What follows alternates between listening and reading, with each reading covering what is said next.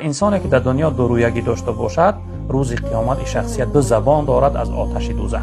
یعنی الله بزرگوار دو زبان از آتش دوزخ در زبان این انسان میچسبانده است و این انسان چقدر عذابی سخت عذاب میکرده رب العالمین. از همه بدترین مردم دورویه ها هستند. یعنی جناب پیامبر بدترین مردم گفتم، پسترین مردم این انسان های دورویه هستند. دورویه ها بی وجدان ها هستند، دورویه ها بی ناموس ها هستند، دورویه ها شخصیتی هستند که و صنف پست انسانیت رسیدگی هستند. وقتی نزد شما می آیند دیگر چهره نشان میدن، یعنی خود را دوست میگیرند، خود را چقدر چهره خوب برای شما همچون یک انسانی امین و انسانی خوب خود را نمایان میکنند.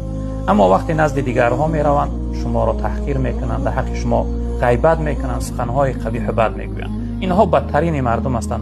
جناب پیامبر صلی الله علیه و سلم دورویه ها شخصیت هایی هستند که در چهره نقاب دارند، یعنی چهره حقیقی و واقعی خود را نمایان نمیکنند.